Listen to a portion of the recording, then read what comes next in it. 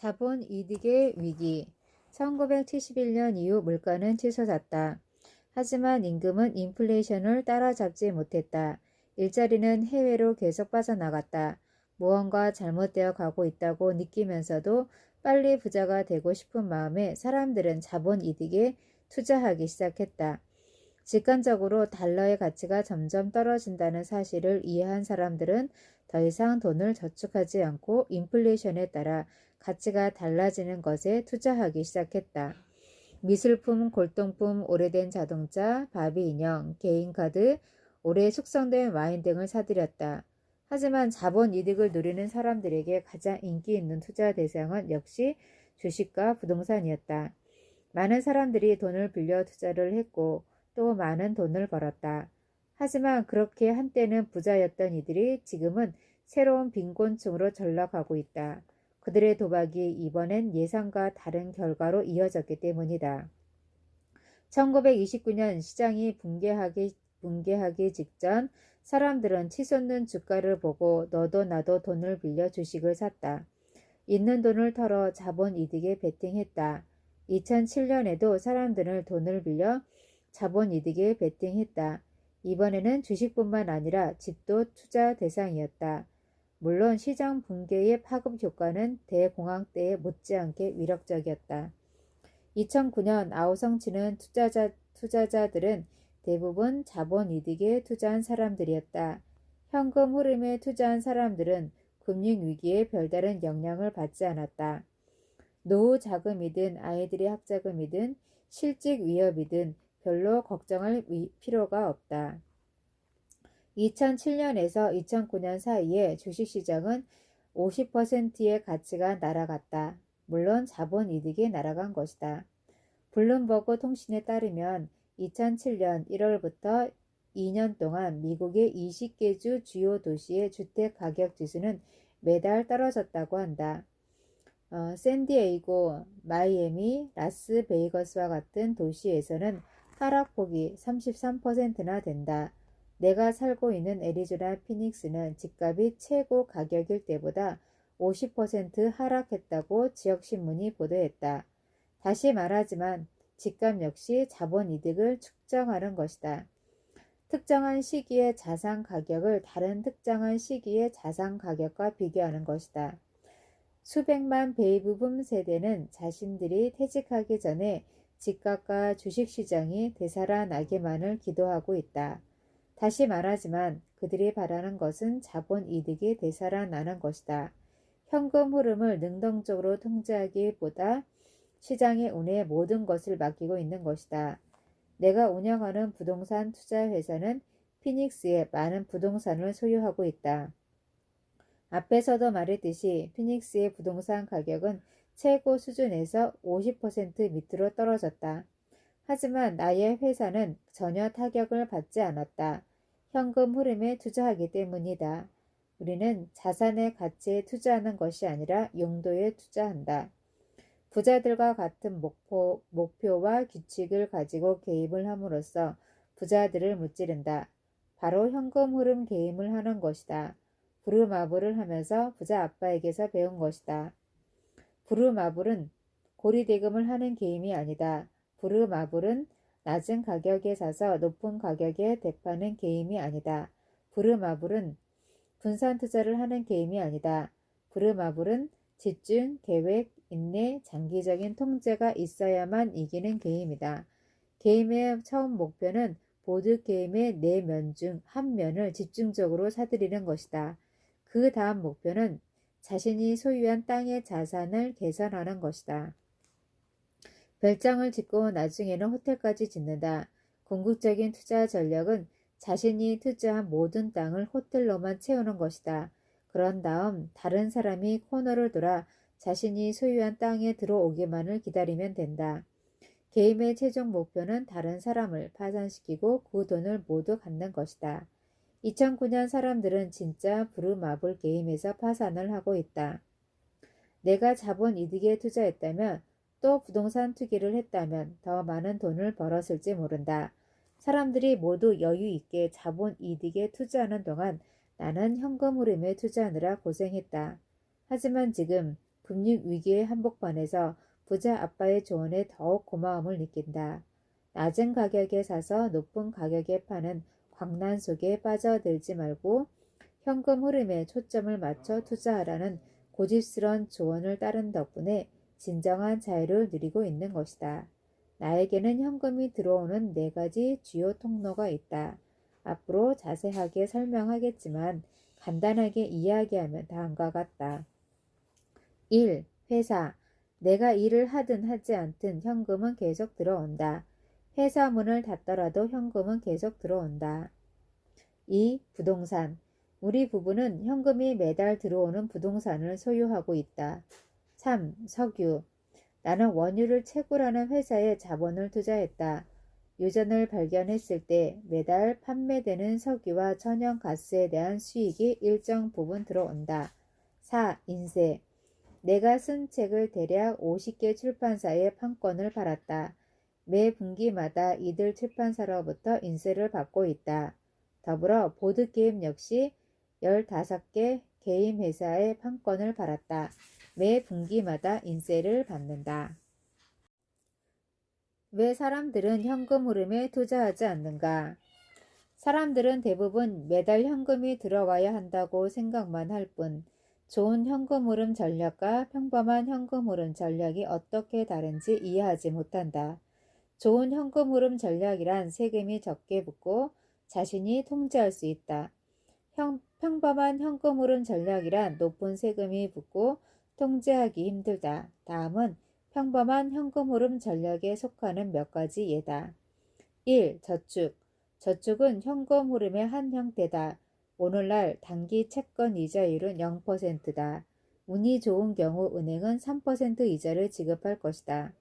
저축에서 나오는 현금 흐름에는 2가지 문제가 있다. 하나는 3% 이자에는 보통 소득에 붙는 세율의 세금이 붙는다는 점이다. 세금을 빼면 이자를 2%밖에 받지 못한다. 또 하나는 연방준비위원회가 거대 은행에 수조 달러의 구제금융 자금을 뿌리고 있다는 것이다. 1970년대 후반 구제금융은 수백만 달러 수준에 불과했다. 1980년대 구제금융은 수십억 달러 수준이었다. 2009년 구제금융은 수조 달러다. 이것은 곧 인플레이션으로 이어진다. 하이퍼 인플레이션이 될지도 모른다.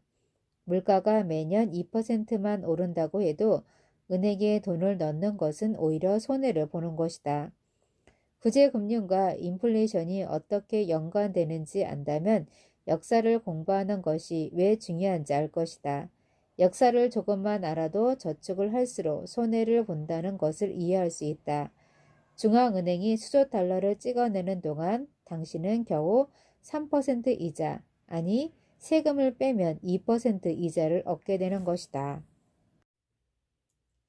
이 주식, 배당을 지급하는 주식은 일종의 현금 흐름이라 할 수 있다. 오늘날 수백만 퇴직자들이 주식에서 나오는 배당금으로 살아간다. 문제는 경제가 어려울 때 많은 회사들이 배당을 깎는다는 것이다. 2009년 4월 첫 주 스탠더드 앤드 푸어스는 367개 기업이 2009년 1사분기 동안 배당금을 770억 달러 삭감했다고 발표했다. 이것은 스탠더드 앤드 푸어스가 1955년 배당 지급의 통계를 내기 시작한 이후 최대 삭감 규모다. 불황으로 인한 파급 효과가 퇴직자들에게 직접 영향을 미치는 것이다. 3. 연금. 연금도 현금 흐름의 일종이다. 문제는 연금의 운용 방식이다. 실제로 시장이 붕괴되는 바로 그 시점에 연금지급보증공사는 640억 달러나 되는 자산을 채권에서 주식과 부동산으로 옮겼다. 연금지급보증공사를 움직이는 어떤 천재가 채권에서 나오는 이자 수입이 너무 적다고 생각했거나 주식과 부동산으로 옮기면 자본 이득으로 더 큰 돈을 벌 수 있다고 생각했기 때문일 것이다. 결국 금융위기로 인해 엄청난 연금 손실이 발생했을 것으로 추정된다. 연금을 받아 편안한 노후를 보내는 것은 옛 이야기다. 오늘날 기업들은 대부분 연금을 운용하지 않거나 연금 규모를 크게 축소했다. 이제 피고용자들이 연금을 의지할 수 있는 곳은 정부와 노동조합밖에 없다. 앞으로는 퇴직 이후 생활비를 마련하기 위해서 개인이 방법을 찾아내야 한다. 4. 개인연금보험. 개인적인 연금보험도 현금 흐름의 한 형태다. 젊었을 때 가입한 보험료에 대한 이자를 죽을 때까지 지급한다. 문제는 보험회사들은 거대한 기관 투자가들만 살 수 있는 상업부동산이나 그 밖의 금융수단을 통해 자금을 운영한다는 것이다. 이러한 금융수단은 대부분 현금 흐름이 아니라 자본이득에 의존한다. 기관이 자본이득에 투자할 때 생기는 문제는 기본적인 회계 규칙에 따라 자산을 시장에 팔기 위해서는 자산 가치를 떨어뜨려야 하고 그만큼의 손실을 보전하기 위해 더 많은 돈을 고객들로부터 걷어들여야 한다는 것이다. 이것은 결국 보험회사에게 손해로 돌아오고 연금 혜택에도 손해가 된다. AIG가 바로 그 사례를 보여준다. 최근 나는 투자 컨퍼런스에 참석하여 사람들이 투자에 대해 어떤 이야기를 하는지 들어보았다. 한 강사는 주식과 뮤추얼 펀드의 균형을 다시 잡으라고 조언했다. 이 말은 결국 자본이득의 투자라는 뜻이다. 그는 이렇게 말했다. 물론 시장에서 돈을 잃은 분들도 있을 것입니다. 하지만 걱정하지 마십시오. 주식시장은 다시 살아납니다. 평균적으로 주식시장은 매년 8%씩 성장한다는 것을 명심하세요. 그래서 장기적인 투자가 필요합니다. 정말 어처구니 없는 논리였다. 사람들은 그 이야기를 들으며 고개를 끄덕였다. 나는 강연장을 나왔다. 사람들이 어떻게 그렇게 쉽게 현혹되는지 이해가 되지 않았다. 게임을 하는 부자들은 사람들이 계속 돈을 쓰게 만들기 위해서 금융설계사, 주식중개인과 같은 자신들의 영업사원들을 통해 주식시장이 매년 8%씩 오른다는 식의 말을 퍼뜨린다. 그렇게 해서 자본이득의 유혹에 빠져든 사람들의 돈을 자기 주머니 속으로 쓸어 담는다. 부동산 중개인도 비슷한 전략을 구사한다. 흔히 그들은 이렇게 말한다. 집값이 오르기 전에 사두세요. 집값이 오르기 전에 사라는 말은 자본이득을 기대하고 집을 사라는 뜻이다.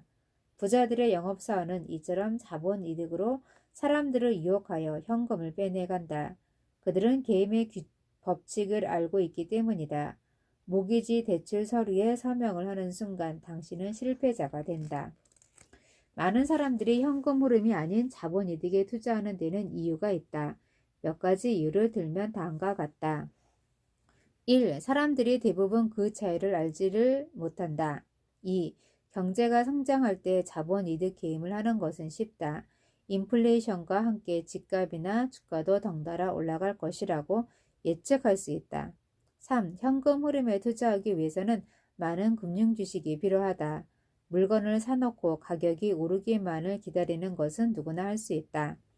현금 흐름을 얻을 수 있는 자산을 찾기 위해서는 잠재적인 수익과 비용에 대해 알아야 하고 그러한 변수에 기초한 투자 성과를 계획할 수 있어야 한다. 4. 사람들은 게으르다. 오늘을 위해 살 뿐 내일은 걱정하지 않는다. 5. 집값이나 주가가 폭락하면 정부가 나서서 지켜줄 것이라고 기대한다. 나의 가난한 아빠도 그랬다. 결국 평생 가난으로 고생하다가 죽었다. 나의 가난한 아빠는 습관적으로 남들이 자신을 돌봐주기를 기대했다. 오늘날 나와 같은 베이비붐 세대에 속하는 6천만 미국인들이 그런 태도를 가지고 있다. 가난한 아빠의 삶을 따르고 싶지 않은 사람들을 위한 소중한 정보는 이제부터 시작된다. 부자들의 음모를 무찌르는 방법은 우선 게임의 법칙을 아는 것이다. 게임의 법칙은 바로 현금 흐름이다. 게임의 법칙을 알려면 게임에서 쓰는 말, 즉 돈의 언어를 알아야 한다. 돈의 언어 중 가장 중요한 것은 현금 흐름과 자본이득이다. 사람들의 90%는 자본이득 게임을 하고 10%만 현금 흐름 게임을 한다. 10%만 게임의 법칙을 아는 것이다. 결국 10%만 이긴다. 당신은 패자가 될 것인가, 승자가 될 것인가, 평범한 사람으로 그칠 것인가, 탁월한 사람으로 우뚝 설 것인가? 현금 흐름의 게임에서 이기고 싶다면 앞으로 나오는 이야기가 소중한 정보가 될 것이다.